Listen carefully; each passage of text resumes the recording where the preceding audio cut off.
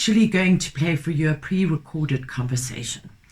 Paul-Michael Keichel and myself were invited by SANPUD, which is the South African network of people who use drugs, who are also an affiliate organization of Fields of Green, to give a few presentations to their field workers who are learning all about drugs and the law at the moment. And it's been a particularly interesting series of webinars.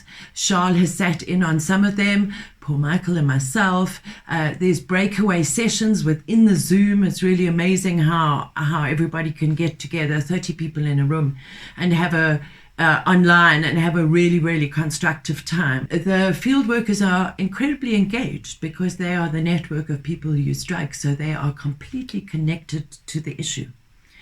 So this week, both Paul-Michael and myself were rather busy. So SANPUD had another presentation coming up. So what we decided to do, because PM was in Johannesburg at the time and was visiting us here at the Jazz Farm, we decided to sit down and film a casual conversation between the two of us on a very serious subject. The brief that we were given by SANPUD was all about thresholds. Now, in the cannabis community, we call this plant counting. And one of the things on my list for Myrtle's rant was this plant counting issue, because, you know, it's very, very close to our hearts, very close to the hearts of the whole of the legacy cannabis industry.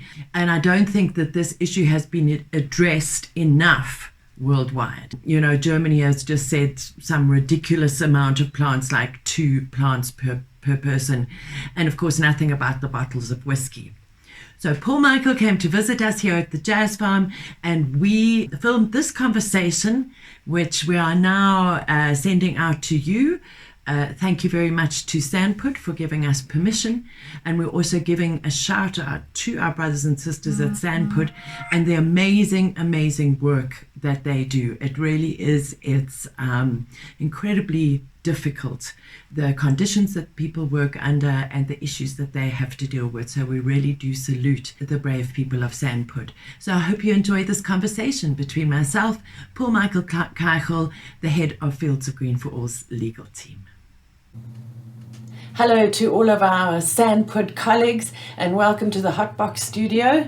I'm very pleased today, by a stroke of luck, to have Paul-Michael Keichel here with me. My name is, of course, Myrtle Clark from Fields of Green for All.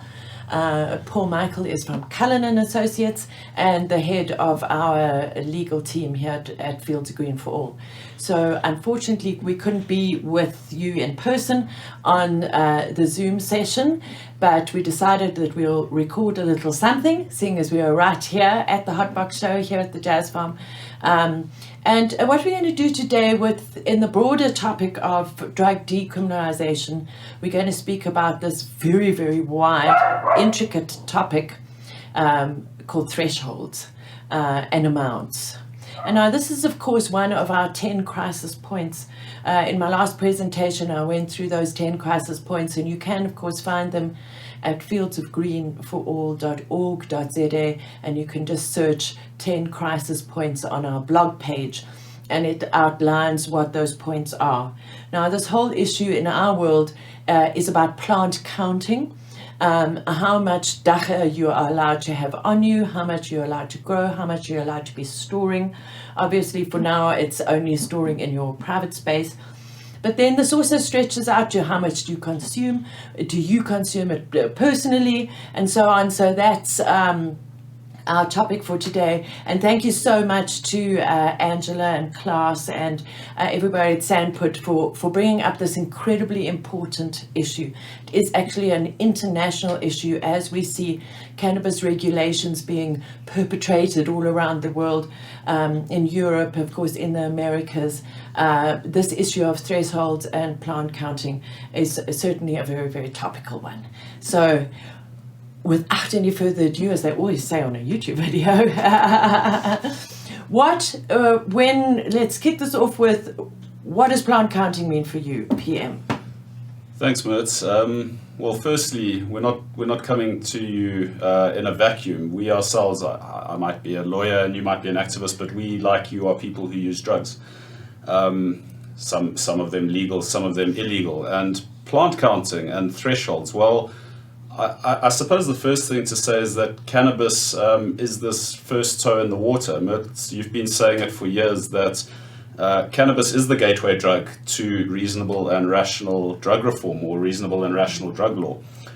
And now all of a sudden we're in this weird situation where in 2018 the Constitutional Court says to our Parliament that it's unconstitutional to prevent people from using and cultivating cannabis in their private spaces, and for personally, so obviously not selling this cannabis.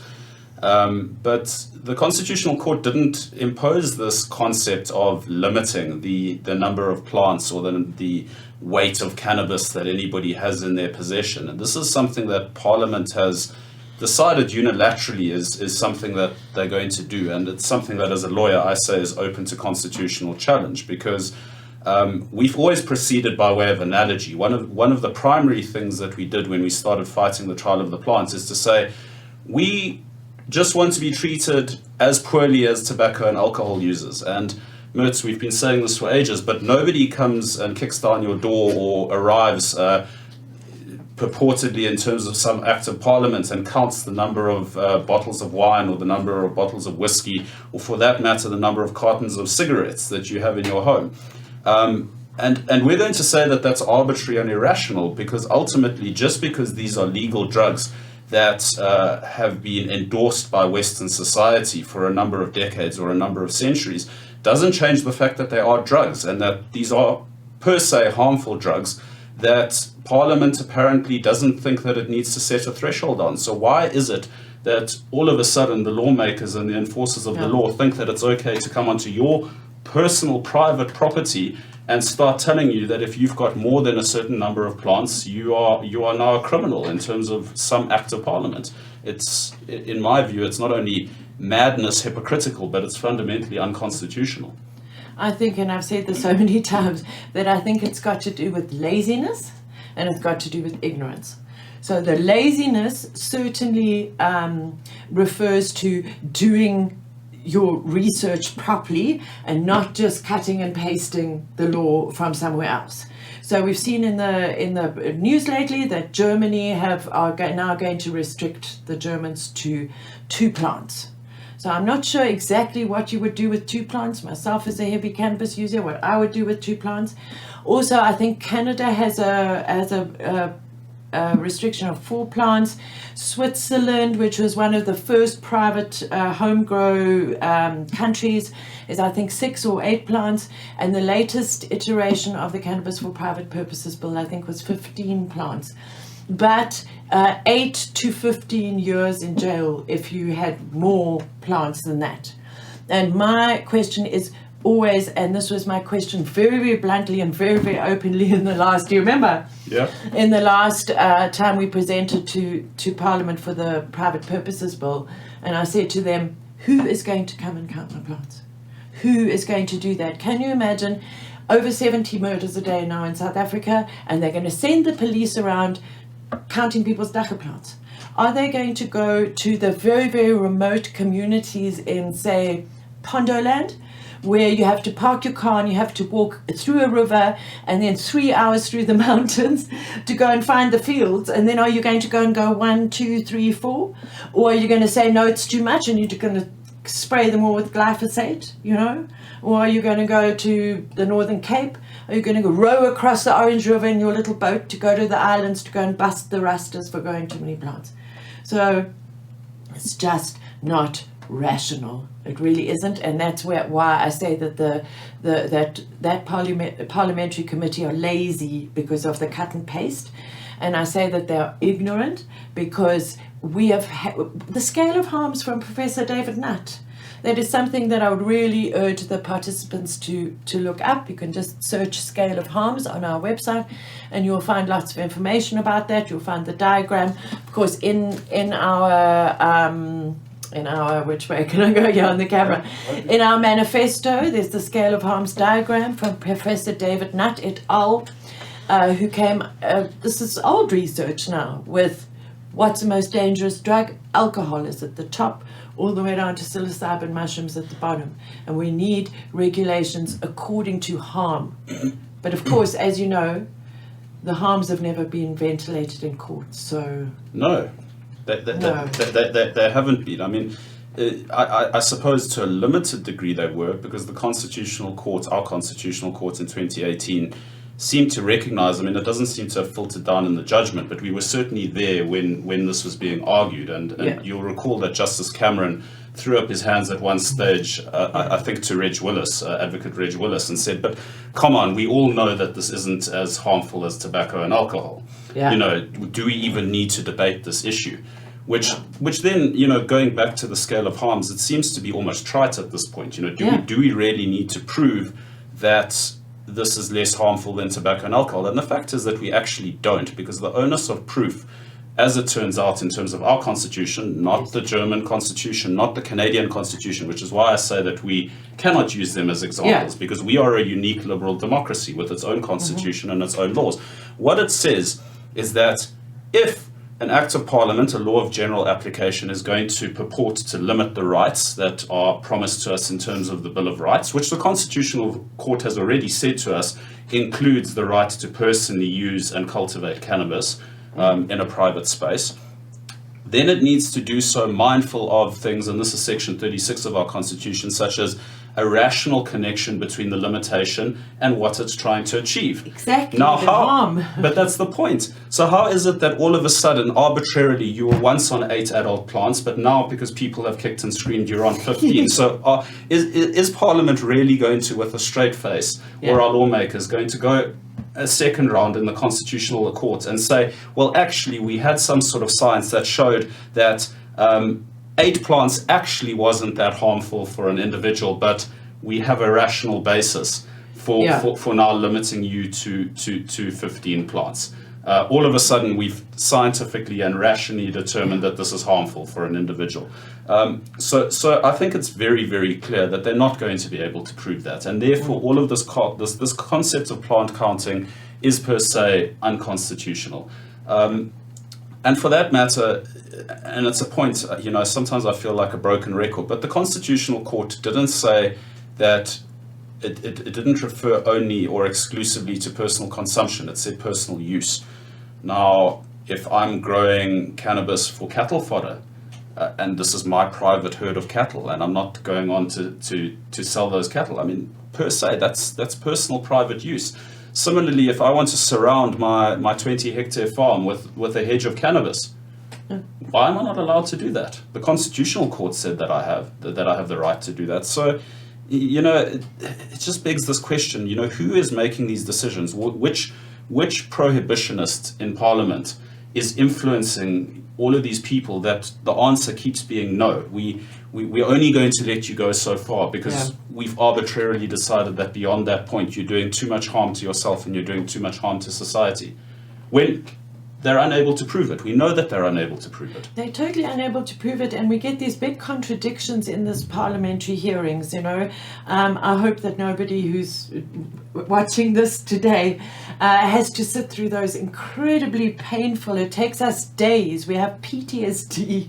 And just the fact that we can almost laugh about what it is like speaking to Parliament. I think that webinars like this are incredibly important, don't you? I mean, they're really so that the steps for ultimately our ultimate goal of harm reduction and complete decriminalization doesn't have to go through these painful steps in getting there. What the future holds, we certainly don't know.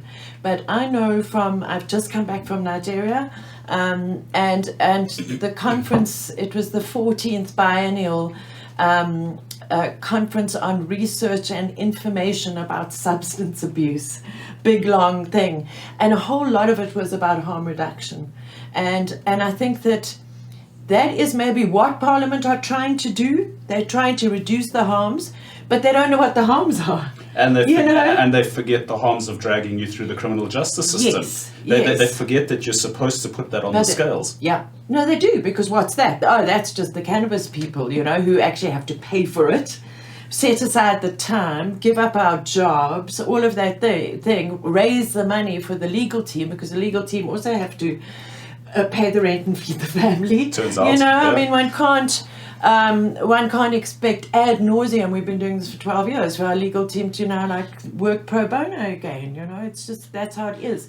But the one incident that really, really hit me in Nigeria was we were speaking about this exact thing. And what is harm reduction? You first have to establish the harms, and then you try and reduce those harms. So say you have needle and syringe exchange programs, or you have opioid substitute therapy. And the one woman stood up, and she was obviously very religious, which is a problem from the beginning. So she was coming from this moral point of view. She says, well, this sounds to me as a service provider of people who are having problems with substance abuse, is that you are rewarding their bad behavior. So I think that what cannabis can show for the much more complicated issue, or the broader drug issue, and there will be no drug apartheid, cannabis can show these incremental steps that need to be taken for the world to actually understand what harm reduction is. Yeah. Because obviously a lot of people don't get it. And if this does reduce harm, why is it not being done with tobacco and alcohol? You know, it begs a big question. I mean, yes, I mean, it is a prerogative to ban these things or to limit these things, but you know, I think the argument has always been if you're not going to limit those things, then you can't legitimately purport to limit others. Yeah. And you know that I'm involved now in fighting for the legalization of psilocybin, and ultimately my end goal is to pretty much decriminalize or legalize all of the low harm entheogens. Yeah.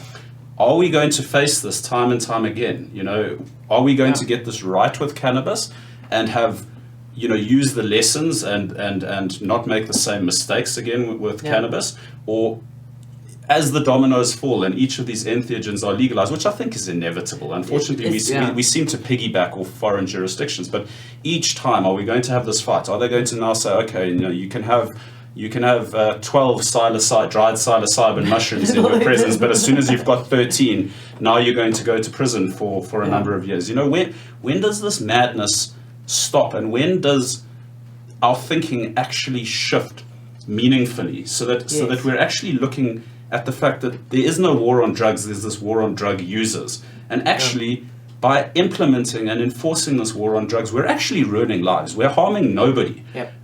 As you correctly said, needle exchange programs, social upliftment, helping those in need, creating an environment where people don't fall on drugs as their only comfort in the world. These are things that truly help people. When it was that somebody decided that we are actually helping individuals by putting them into prison and pulling them out of schools and losing them their jobs, I don't know. But to me, it's certainly, it can be classed as madness. Yes, because as that woman said, and I've never heard it said so plainly, you're rewarding their drug use, you know? So I think that there was, I remember you telling us really, really early in our campaign, there will be a certain percentage, maybe 10% of people, that you will never change their minds. But you've got those other 90%, that of those, there might be 50% of them that still need some convincing. We definitely will definitely get there. But you know, as Ethan Nadelman, who some of you may know, he was at Drug Policy Week in 2017 as one of the keynote speakers. He's just been with me in Nigeria, and they did a whole panel on tobacco law reform. And he said that the way that countries are cutting down on vaping, on vape pens, when it's a nicotine delivery method that is less harmful than the combustion of the plant, you know? And he said, please, please, please let the whole tobacco issue not become Prohibition 2.0. Yeah. Because, and we're seeing it here in South Africa as well, they've kicked back against vape pens. And the children, and then what about the children, and what about the children?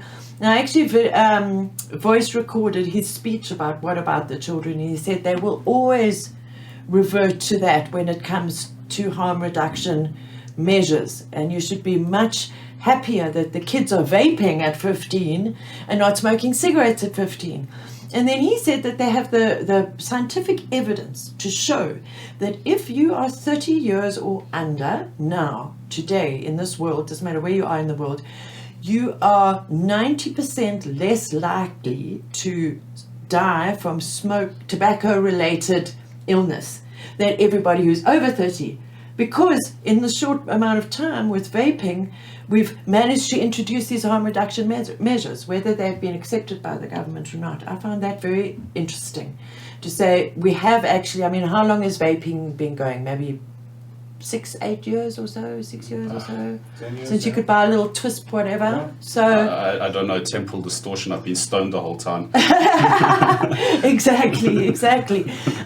Cannabis is totally illegal in Nigeria, so I could only take my THC vape pen, and it was certainly really helpful. And I've come back with a much better tolerance level.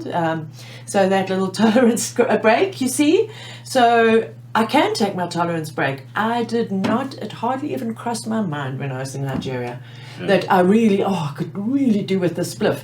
Or I'm not going to sleep if I don't have my cannabis. You're probably too busy. Yeah, too busy, distracted, fine. I wasn't thinking. But on the 9-hour flight back, geez, did I ever want a cigarette? Yeah, no, and they enough. confiscated my twist little vape pen at the airport. So I didn't even have my anti-stress harm reduction Because of the battery, me. probably. Because of the Because battery. of the battery, and I should have just put it in my check-in luggage, and I didn't think so. Anyway, Yeah. but I think that we've just about covered everything that we need to do today, and Charles is of course on hand to answer any of your questions. And remember that this is the Cannabis in South Africa, the People's Plant, is available it's a 6 meg download for free from our website. And look at that scale of harms, because I think that it's very important when it comes to this issue of thresholds. And then also do yourself a favor and go back and read the cannabis judgment from September 2018. Very important, that language. Like you said, use. It didn't say whether you are going to feed your cows. It didn't say whether you are going to make cannabis oil for a sick relative. It didn't say any of that. So when it comes to legal things, and particularly with things like decriminalization, what is decriminalization actually? Because cannabis is not decriminalized in South Africa. I think we must realize that. Just now when I was away on our little arrests WhatsApp group, there's 2-3 arrests while I was away, big ones, of people who are now being dragged through the courts at our public expense. Yeah. So it's an incremental process. Decriminalization is not always what it seems, and it's been really nice chatting today. Yeah, and I think just to close off, it has been nice chatting, but I think a very important point that just floats to the surface from what you've said is if you leave things like plant counting in, it just leaves room for this police abuse to get the arrest quotas up, to continue harvesting the low-hanging fruit, not actually solving real crime, not actually preventing harm, but actually just ruining the lives of everyday, otherwise law-abiding citizens. Exactly, through your ignorance and your laziness. And lack of empathy. That to me is humanity. That's the problem. Is that's the most tragic thing in this. Is where is the heart? Where is the love for your fellow human being in this lawmaking? And it doesn't seem to me that it's there. And I mean, we can most certainly say from the bottom of our hearts that every single one of you people that has joined here today have got the biggest hearts ever, to be working in the field that you are, and making such a meaningful contribution to our society as largely young people in this group. We're really proud of you. When I was in Nigeria, my colleague Maria Goretti-Ane from Ghana said, well, tomorrow morning I've got to be presenting with SANPUD. So the fact that we, all over Africa, we're getting together, we're speaking about harm reduction, we're speaking about the different aspects of decriminalization. I think that we're arguing on the right side of history here, and I think that I just salute SANPUD once again for having this awesome series. And Charles is on the Zoom session, and he will certainly be on hand to answer any of your questions.